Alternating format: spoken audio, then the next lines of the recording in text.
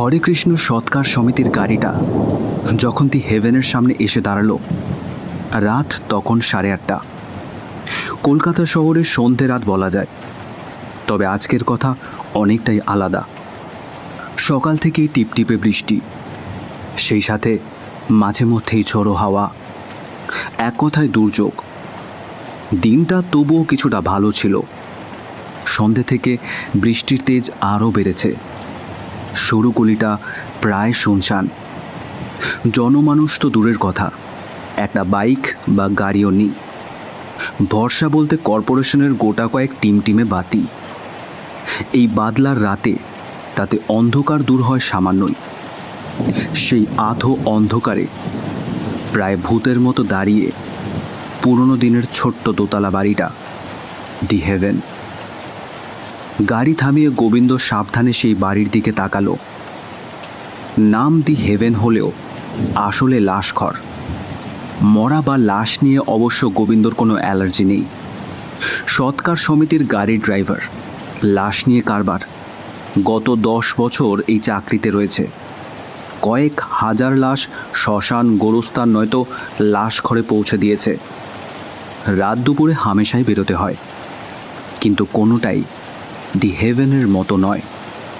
সেই 10 বছর আগে এক রাতে প্রথম যেদিন এখানে লাশ জমা করতে এসেছিল, সেই অভিজ্ঞতা আজও তাকে তাড়া করে বেড়ায়। জরুরি তলব পেয়ে সেদিন হসপিটাল থেকে এক লাশ নিয়ে যখন এই বাড়িতে পৌঁছেছিল, রাত প্রায় 1:30। আধা সাহেব পাড়া। ভেবেছিল পথে নিশ্চয়ই লোকজন থাকবে, কিন্তু কোথায় কি। প্রায় নির্জন রাস্তায় পুরনো বাড়িটা ভূতের মতো দাঁড়িয়ে। ভারী কাঠের দরজা ভেতর থেকে বন্ধ। গোড়ায় তো মনে হয়েছিল বোধহয় চিনতে ভুল হয়েছে, কিন্তু ভালো করে নজর করতে ভুল ভাঙল। ভারী দরজার এক পাশে ছোট্ট একটা নেম প্লেট, আরও ছোট করে লেখা দি হেভেন। পাশেই কলিং বেলের সুইচ। সামান্য ইতস্তত করে সেই সুইচে চাপ দিয়েছিল। তেমন বড় বাড়ি নয়, বাইরে থেকে আওয়াজ পাওয়ার কথা, কিন্তু কিছুই শুনতে পেল না। গোড়ায় তো মনে হয়েছিল বেল খারাপ।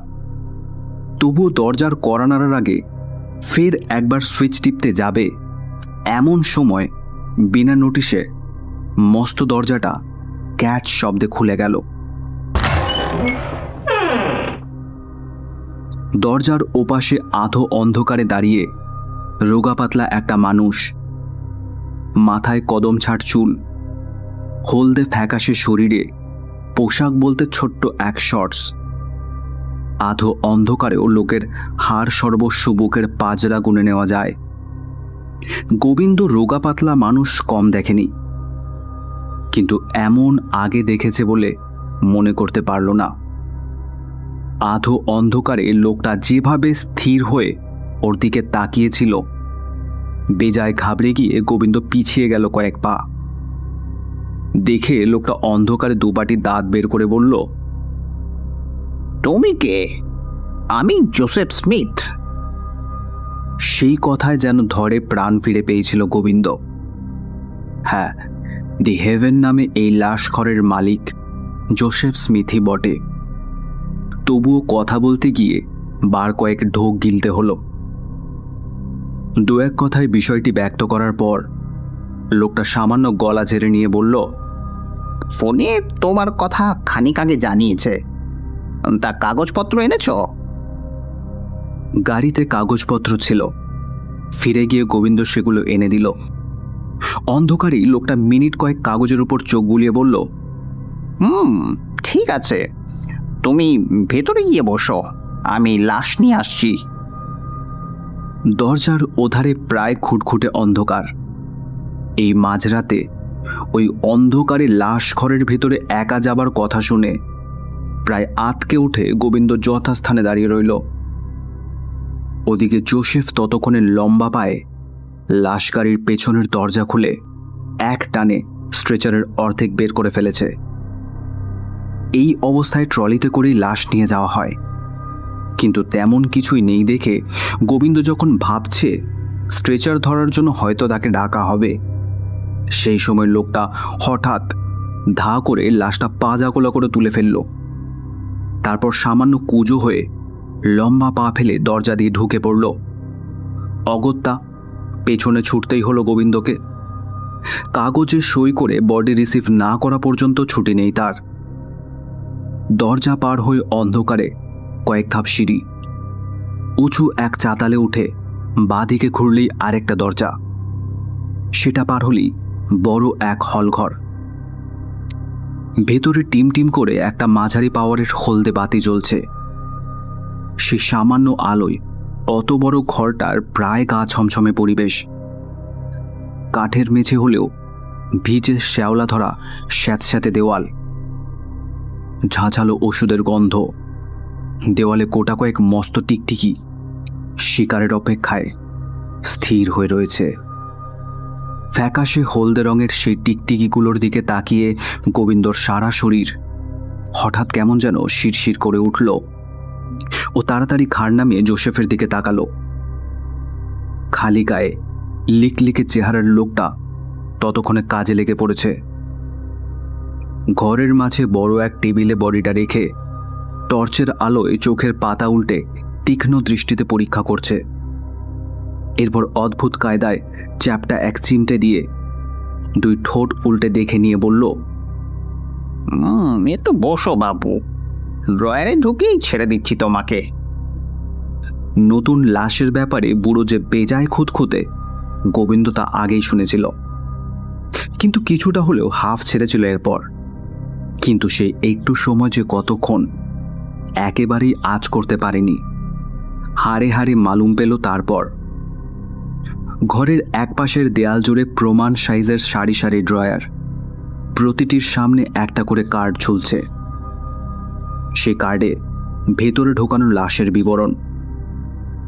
বুড়ো অবশ্য ইতিমধ্যে টেবিলের একধারে রাখা মোটা এক বাঁধানো খাতা খুলে ফেলেছে। সেই খাতার কাজ শেষ হতে লাগলো প্রায় মিনিট 15। তারপর টেবিলের ফাঁকা লাশ এক ড্রয়ারে ঢুকিয়ে সামনে লেবেল ঝুলিয়ে দিয়ে যখন কাগজে সই করে দিল, নয় নয় করেও 1.25 ঘন্টা সময় পার হয়ে গেছে। সারাটা সময় সেই ভয়াবহ ঘরের ভেতরে প্রায় দম বন্ধ করে পড়ে থাকা ছাড়া উপায় ছিল না। সই করা কাগজ ফেরত পেয়ে তাই এক মুহূর্ত দেরি করেনি। প্রথম দিনের সেই ভয়াবহ অভিজ্ঞতা গোবিন্দ তারপর আর মন থেকে ঝেড়ে ফেলতে পারেনি। দি হেভেন লাশঘর আজও তার কাছে আতঙ্ক। শুধুমাত্র এই কারণেই অনেকবার ভেবেছে কাজটা সে ছেড়ে দেবে, কিন্তু শত চেষ্টা করেও বিকল্প একটা ব্যবস্থা না হওয়ায় ছাড়া হয়নি। দি হেভেন লাশঘরে আগে অবশ্য বেশি কাজ পড়তো না, মাসে 1-8 বার। তবুও সেই আশঙ্কায় সিটিয়ে থাকত। দুর্ভাগ্যই বলতে হবে, ইদানিং প্রায় যেতে হচ্ছে। আসলে দিনকাল পাল্টে গেছে। একদিনের মধ্যেই সৎকার আজকাল অনেক ক্ষেত্রেই হয় না। ছেলেমেয়েরা বাইরে থাকে, বিদেশ হলে তো কথাই নেই, আসতে 3-4 দিন সময় লেগে যায়। অগত্যা দি হেভেনের মতো লাশঘরই ভরসা। এই যেমন আজ সকাল থেকেই ঝড় বাদল, এক কথায় দুর্যোগের দিন। সারাদিন কোনো ডাক না আসায় ভেবেছিল বাঁচা গেল বোধ হয়, কিন্তু ঠিক সন্ধ্যের মুখে বেজে উঠল ফোন। ধরতেই ওদিক থেকে সৎকার সমিতির ম্যানেজার হারাধন নন্দীর গলা। লাশ আনতে হবে কল্যাণীর ওদিকে এক হাসপাতাল থেকে, পৌঁছে দিতে হবে দি হেভেনে। শুনে গলা প্রায় শুকিয়ে গিয়েছিল। এই সন্ধ্যের আগে গ্যারেজ থেকে গাড়ি বের করে অতদূর পৌঁছতে সময় লাগবে যথেষ্ট। তারপর লাশ নিয়ে ফিরতেও কম সময় লাগবে না। কাচুমাচু হয়ে বলেছিল, আজকের রাতটা বাদ দিলে হয় না হারাধনদা? এই জলকাদার পথ, কথা দিচ্ছি কাল ভোরেই বের হয়ে পড়ব। তাতে প্রায় ধমকে উঠেছিল হারাধন নন্দী।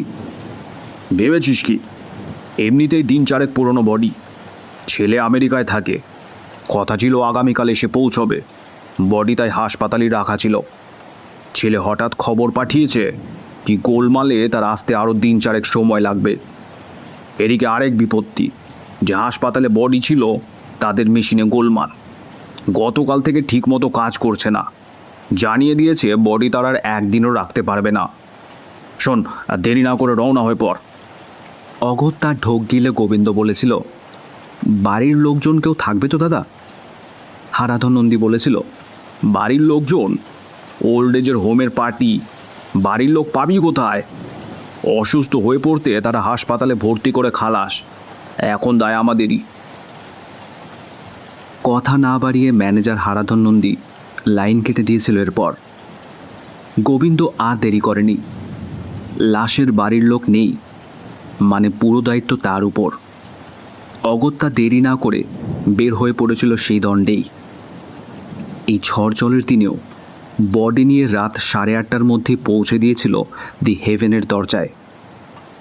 বৃষ্টির বেগ মাঝে সামান্য কমলেও ফের বাড়তে শুরু করেছে। দেরি করা যায় না। গাড়ি থেকে নেমে গোবিন্দ দরজার বেল টিপল। দি হেভেনের দরজার বেল টিপে বেশিক্ষণ অপেক্ষা করতে হয় না। সে প্রথম দিনের মতো মিনিট দেড়েকের মধ্যেই দরজা খুলে যায়। আজ সময় একটু বেশিই লাগলো। বার পাঁচেক বেল টেপার পর ঘটম করে দরজা খুলে যে মানুষটা উকি দিল তাকে একেবারেই আশা করেনি গোবিন্দ। জোসেফের ছেলে টমাস। বাবা না থাকলে কখনো ডিউটি সামলায়। টমাস একেবারেই উল্টো স্বভাবের, সব দিক থেকেই।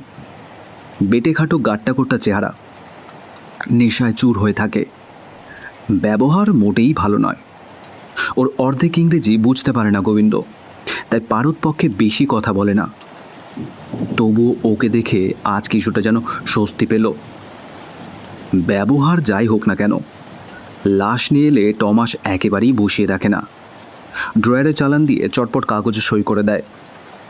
গোবিন্দ তাড়াতাড়ি হাতের কাগজপত্র তার দিকে বাড়িয়ে দিতে যাবে, টমাস হঠাৎ খেকিয়ে উঠল। ঘর ঘরে জড়ানো গলায় যা বলল তার অর্থ, এখন জায়গা নেই বাপু, সব ড্রয়ার ভর্তি রয়েছে, ভেঙে পড়ো তো। খানিক চেষ্টায় টমাসের কথার অর্থ বোধগম্য হতে গোবিন্দর মাথায় প্রায় আকাশ ভেঙে পড়ল। কি সর্বনাশী কথা! ঢোক গিলে কোনো মতে বলল, তবে যে ম্যানেজারবাবু এখানে লাশ পৌঁছে দিতে বললেন, নিশ্চয়ই কথা বলে নিয়েছেন। এই কথা বলতে টমাস যেভাবে খেকিয়ে উঠেছিল, দুপা পিছিয়ে গেল গোবিন্দ। দু চোখ টকটকে লাল। সন্দেহ নেই নেশাটা কিছুটা বেশি হয়ে গেছে। তাকে এমন অবস্থায় আগে দেখেনি। নিশ্চয়ই ছেলেটার মাথার ঠিক নেই। নরম গলায় গোবিন্দ ব্যাপারটা বোঝাতে যাবে, গলা সপ্তমে তুলে ফের খেকিয়ে উঠল টমাস। দরাম করে দরজাটা ওর মুখের উপর বন্ধ করে দিল। ভাগ্যিস মাথাটা সরিয়ে নিতে পেরেছিল, নইলে থেতলেই যেত হয়তো। এই অবস্থায় টমাসের সঙ্গে আর কথা চলে না। গোবিন্দ পকেট থেকে মোবাইলটা বের করে ম্যানেজার হারাধন নন্দীকে ফোন করল। কপাল একেই বলে, লাইন পাওয়া গেল না, নট রিচেবল। সম্ভবত এই ঝড় জলের রাতে ওদিকে টাওয়ারে কোনো গোলমাল হয়েছে। বার কয়েক চেষ্টা করে শেষে থামতেই হলো। মোবাইল ফের পকেটে চালান করে গোবিন্দ গাড়িতে উঠল। এবার এমন আগেও হয়েছে, তবে সে দিনের বেলা। জানাতে ম্যানেজার বাবুই অন্য ব্যবস্থা করেছে, সেখানে লাশ পৌঁছে দিয়েছে। আজ সব দিক থেকেই গোলমেল। একই দুর্যোগের রাত, তার উপর ম্যানেজারকেও পাওয়া গেল না। ভাবতে গিয়ে অন্য এক জায়গার কথা মনে পড়ে গেল তার। নতুন এক বেসরকারি হাসপাতাল। একবার এমন সমস্যা হওয়ায় ম্যানেজারবাবু ওখানে ব্যবস্থা করেছিল। জায়গাটা খুব দূরে নয়, একবার ঠু মারা যায়।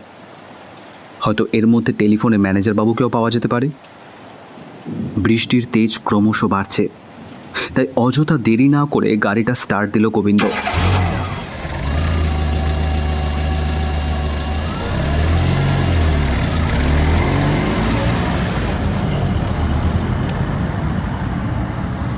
গাড়ি ব্যাক করে মস্ত রাস্তায় পড়েছে। হঠাৎ পকেটে মোবাইল বেজে উঠল।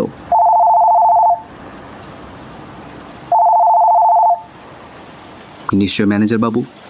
তড়িঘড়ি করে গাড়িটা সাইড করে পকেট থেকে মোবাইল বের করে বাটন টিপতেই কানের কাছে ধরল। অতি আগ্রহে মোবাইলে কলিং নম্বরও লক্ষ্য করেনি। হ্যালো বলতেই ওদিক থেকে পরিচিত সেই সুর। হ্যালো বাবু, তুমি বডি নিয়ে এসেছিলে নাকি? টেলিফোনের ওদিকে আর কেউ নয়, স্বয়ং দি হেভেনের মালিক জোসেফ। হ্যাঁ, গিয়েছিলাম তো, হতাশ গলায় গোবিন্দ বলল। এই ঝড় জলের রাতে বডি নিয়ে কোথায় যাবে? চলে এসো এখানে, উই। ওদিক থেকে জোসেফের উত্তর, তবে যে টমাস বলল জায়গা নেই। অবাক হলো গোবিন্দ। আরে ছাড়ো ওর কথা, বাবার এতদিনের কারবার, গুডউই, 2 দিনের লাটে তুলবে ছোড়া। তুমি চলে এসো বাপু। কথা শেষ করে লাইন ছেড়ে দিল জোসেফ। গোবিন্দ আর এক মুহূর্ত দেরি করল না, গাড়ি ঘুরিয়েই ফের ছুটল দি হেভেনের দিকে।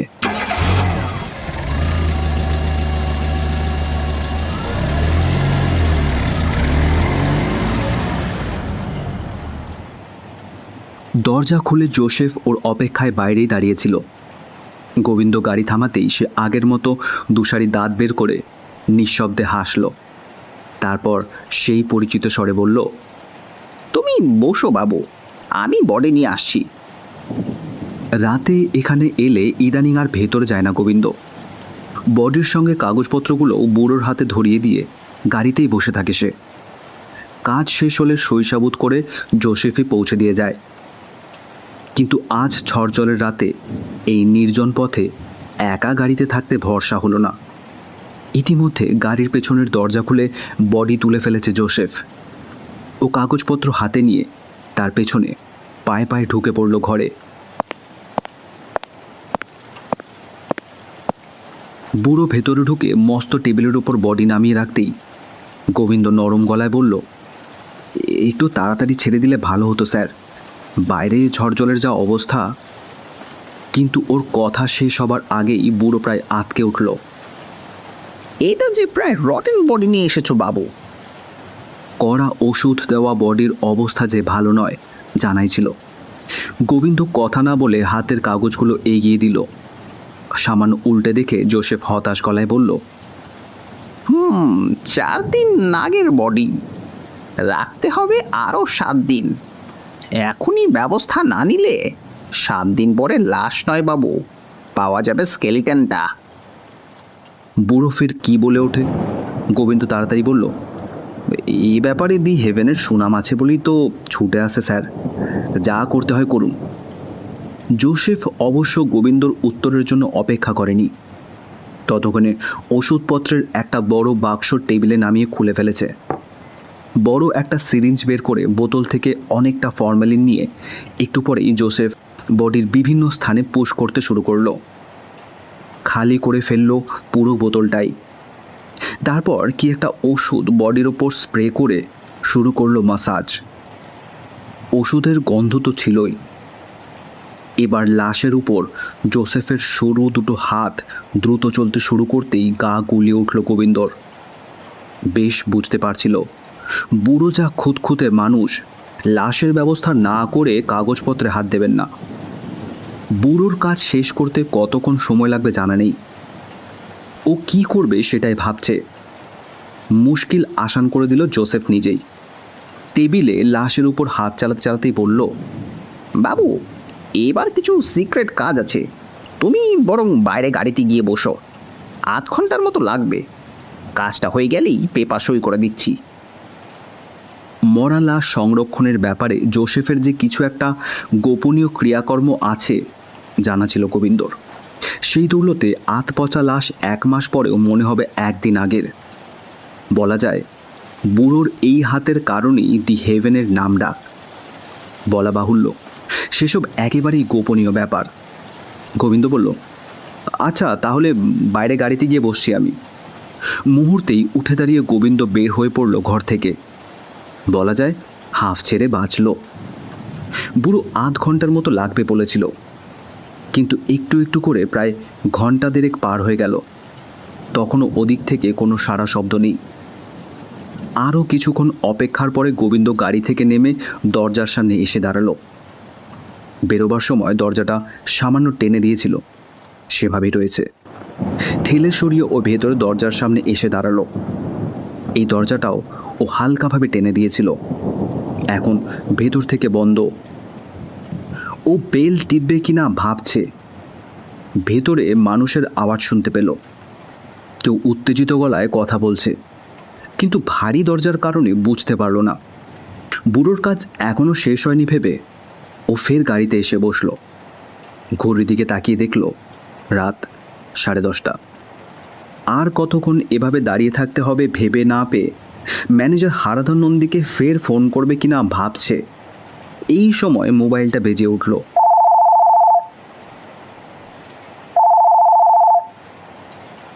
বের করে দেখে খোদ ম্যানেজার হারাধন নন্দীর ফোন।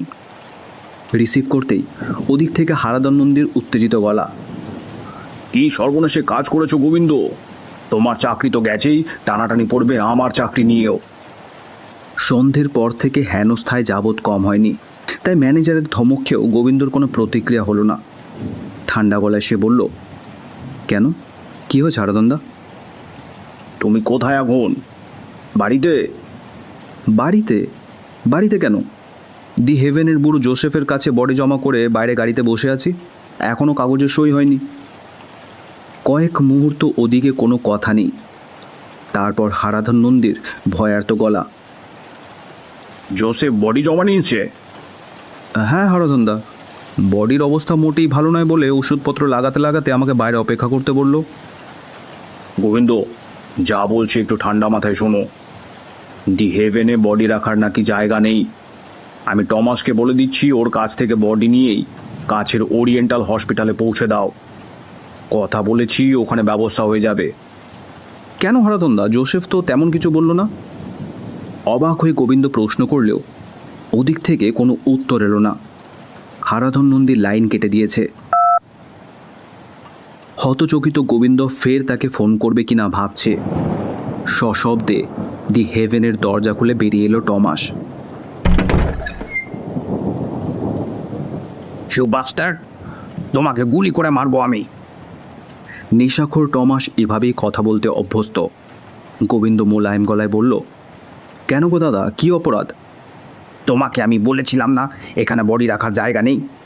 হ্যাঁ বলেছিলেন তো, চলেও তো গিয়েছিলাম। তারপর ফের? গোবিন্দর কথা কেড়ে নিয়ে টমাস বলল, লাশ নিয়ে চোরের মতো ভেতরে ঢুকেছ। 10 নম্বর ড্রয়ারে আমার বাবার বডি ছিল, সেটা বের করে বাইরের টেবিলে রেখে ড্রয়ারের ভেতর তোমার আনা লাশ ঢুকিয়ে দিয়েছ। স্পর্ধা তো কম নয়। জোসেফ সাহেবের বডি? কথা শেষ করতে পারল না গোবিন্দ, মুখটা হা হয়ে আটকে গেল। হ্যাঁ, জোসেফ সাহেবের বডি। আর সন্দেহী হঠাৎ উনি মারা গেছেন, সেরিব্রাল অ্যাট্যাক। লাশ গাড়ি চালিয়ে গোবিন্দর বুকের পাটা কিছু বেড়েছে তাতে সন্দেহ নেই, নইলে ওই কথা শোনার পরেও গাড়িতে স্টার্ট দিতে পেরেছে। তারপর ঘটংঘট শব্দে একদম টপ গিয়ার। পেছনে টমাস ততক্ষণ চেঁচাতে শুরু করেছে, কিন্তু তাতে কিছুমাত্র কান দিল না গোবিন্দ। পকেটে মোবাইলটাও বেজে উঠল ওই সময়তেই। সন্দেহ নেই ম্যানেজার বাবু, কিন্তু মরে গেলেও এই রাতে দি হেভেনে আর লাশ আনতে যাচ্ছে না।